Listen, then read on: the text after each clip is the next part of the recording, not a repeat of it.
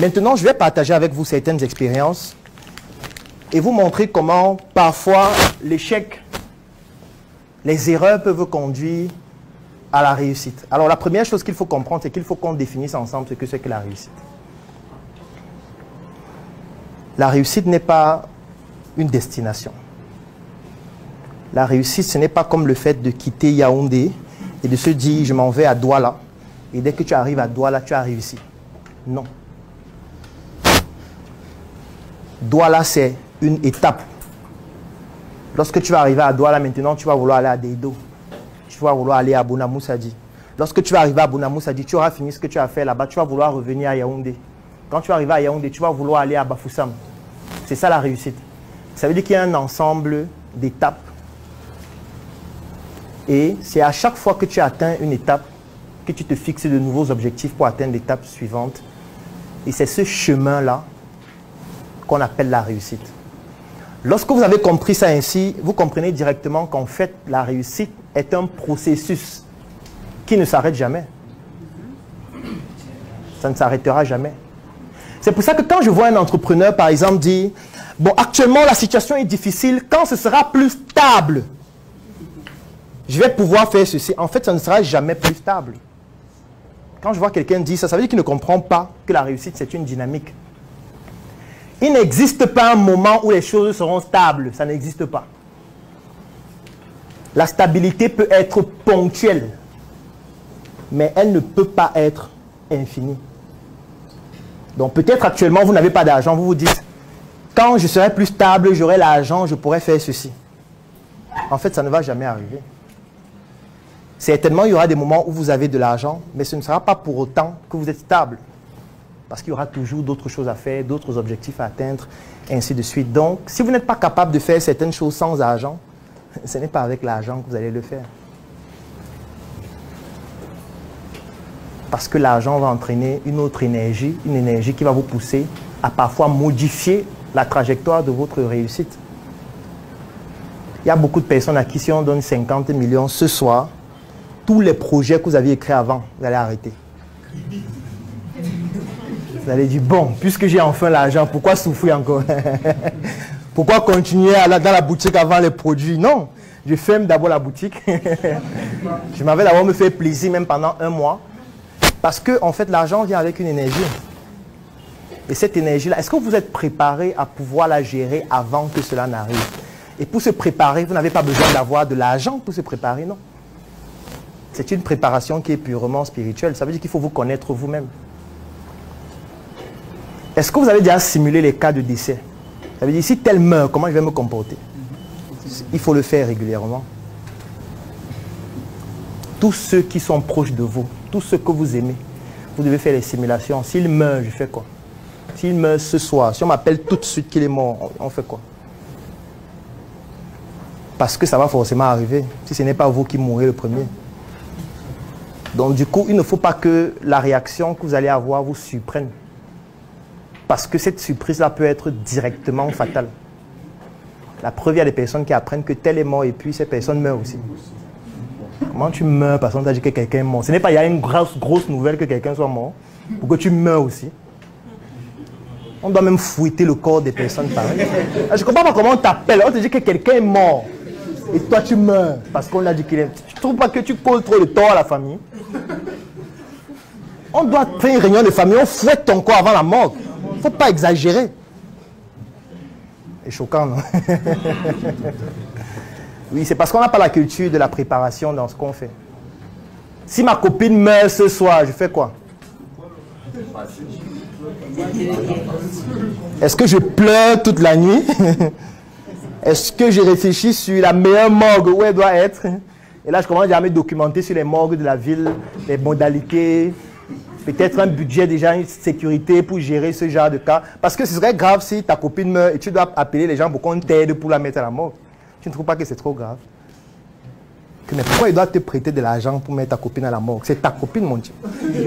On n'était pas ensemble, nous tous sur elle. Bats-toi, mon frère. Tu n'as pas pensé à ça avant?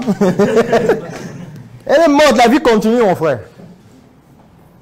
Si ton copain meurt ce soir, tu vas faire quoi? Tu fais quoi? Tu n'es pas préparé, il faut donc te préparer à ça. Tu ne veux pas imaginer, hein?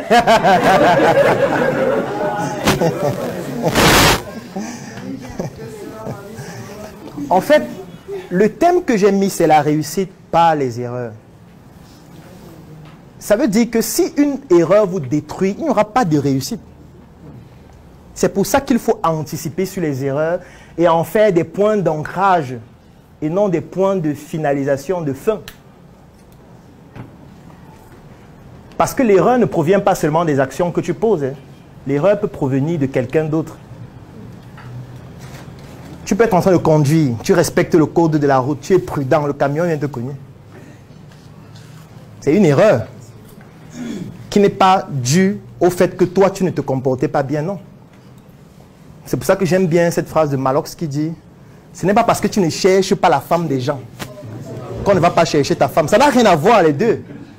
Ce n'est pas parce que tu es humble, tu ne déranges pas les femmes des gens, tu aimes juste ta femme, que tous ceux qui sont autour de toi ne vont pas courtiser et vouloir coucher avec ta femme chaque soir. Non, ça n'a pas de rapport. Ça va se faire. Et quand ils vont trouver une faille, ils vont le faire. Autant de fois que nécessaire. Jusqu'à te faire partir et rester avec elle. Oui, ça va se faire. Donc, c'est pour dire quoi? C'est pour dire qu'il faut absolument, lorsqu'on veut réussir, comprendre que les erreurs doivent être des points d'ancrage. Les points d'ancrage, ça veut dire quoi? Ça veut dire que si voici le chemin et que je sais qu'il y aura des erreurs, il ne faut pas que lorsque l'erreur survient, ça me détruise directement et puis je meurs. Émotionnellement, physiquement, psychologiquement, non. Ça doit être un nouveau point d'un nouveau départ en attendant la prochaine erreur. Et c'est l'ensemble de ces erreurs-là qui deviennent des points d'ancrage qui constituent dans le chemin de ma réussite. C'est pour ça qu'il faut anticiper sur les erreurs, notamment comment est-ce qu'on va réagir émotionnellement et surtout, qu'est-ce qu'on ne fait pas à la suite. Je vais prendre un autre exemple. Chez nous, la mort est quelque chose qui fait peur. Ça fait tellement peur au point où on est tétanisé à l'idée de mourir ou à l'idée de voir nos proches mourir. Et c'est devenu tellement un scandale au point où les gens ne préparent plus leur mort. Pourtant, ça devrait se faire. Tu devrais pouvoir planifier là maintenant, quand je vais mourir, qu'est-ce qui doit se passer? Il faut qu'il y ait quelqu'un qui connaisse ton code Orange Money, par exemple. Parce que ce serait con de mourir avec de l'argent bloqué à l'intérieur, avec de l'argent bloqué dans un compte que personne ne connaît. Ce serait con que tu tombes malade aujourd'hui, tu es paralysé, il faut de l'argent pour te soigner, tu as 50 millions dans ton compte, mais personne ne connaît comment y avoir accès. Et du coup, tu meurs parce que tu n'as pas anticipé.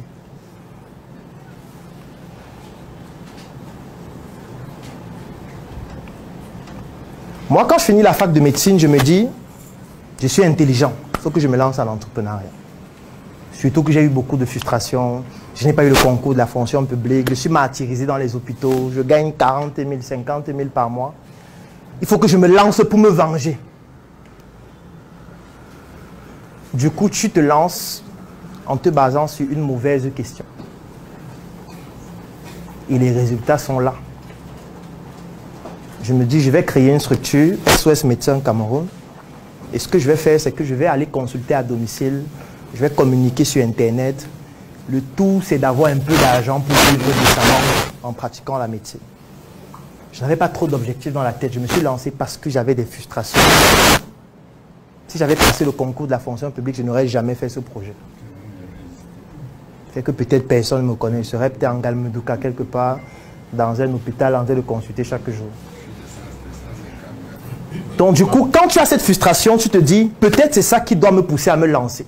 Du coup, je me lance sur la base de cette frustration. Mais quand je regarde a posteriori, c'était une mauvaise décision. La mauvaise décision n'est pas le projet, parce que le projet était magnifique. La mauvaise décision, c'est ce pourquoi on se lance dans le projet. Parce qu'au final, qu'est-ce que j'ai fait? Au final, j'ai abandonné le projet.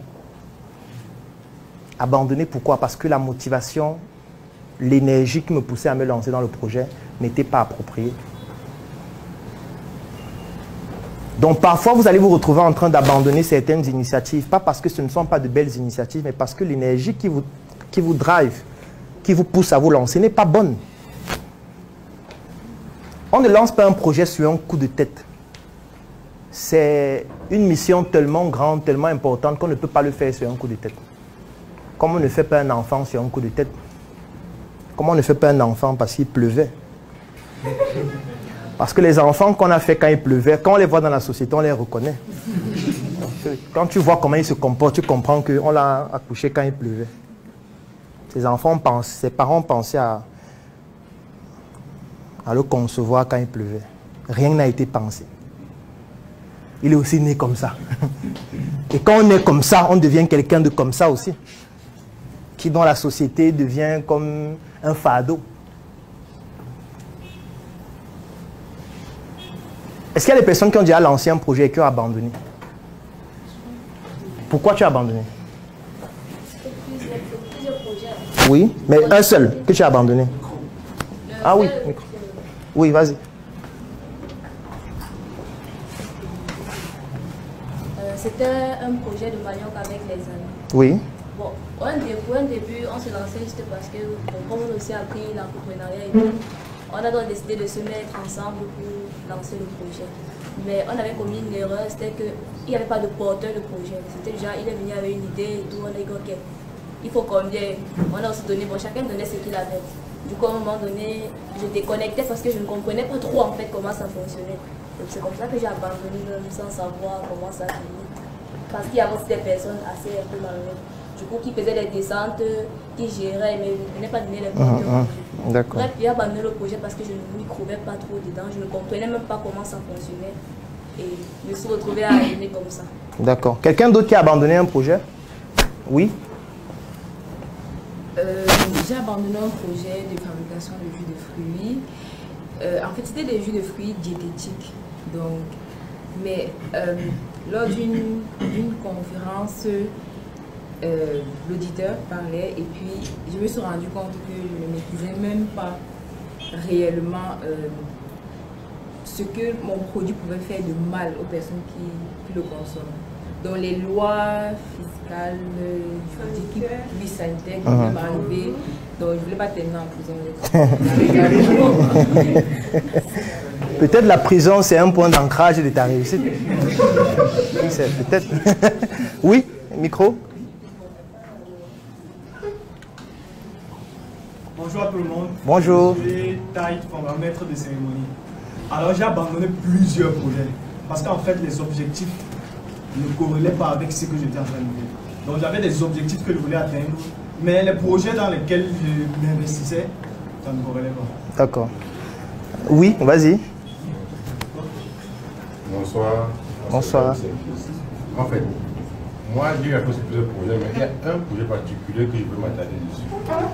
C'est, je crois que c'était votre vidéo, soit vous Philippe Simon, qui était les gars, mais qu'est-ce que tu attends? Investir, il faut commencer à entreprendre. Et comme vous faisiez des vidéos sur la cosmétique, et j'avais une petite compétence en terminale qui savait faire le savon en liquide, l'antimétal.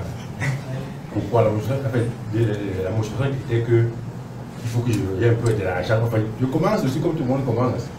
Elle était heurtée. Comment pas? Je sors là, je marche et puis c'est comme ça. La motivation partait seule. Je ne marchais même pas. Je pense ça. Tu as commencé à te laver toi-même. Oui, quelqu'un d'autre veut réagir derrière.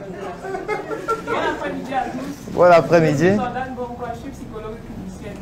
Alors moi, j'ai échoué dans le marketing de réseau. Un jour, je regarde une vidéo sur Internet et j'entends beaucoup la liberté financière. J'ai été intéressée, je suis allée dans une compagnie de marketing de réseau. Et pendant un an, je voyais flou. Je cherchais comment est-ce que je vais parvenir à la liberté financière, je n'arrivais pas. Et puis j'ai abandonné, je me suis dit ça c'est du pipeau. D'accord. Je vais laisser un lien dans la description de cette vidéo et en commentaire. Tu cliques dessus, tu remplis le formulaire et tu choisis l'une de nos offres. C'est un programme que nous avons créé pour accompagner durant l'année 2025 toutes les personnes qui manquent pour atteindre leurs objectifs. Je sais que tu peux le faire. Arrête de dire que tu es au chômage. Arrête d'être un mendiant. trouve une activité, qu'importe laquelle, qu'importe le secteur d'activité. Ça n'a pas besoin de te plaire au début. Le but, c'est juste que ce principe soit respecté. Et si tu réussis à le faire sur une longue période, après tu pourras investir dans ta passion, investir dans tout ce qui te plaît, mais au moins tu auras réussi à franchir un cap. Il faut qu'à la fin de cette année 2025, tu puisses avoir une activité de ce type-là. Clique sur le lien dans la description de cette vidéo et en commentaire pour bénéficier de notre programme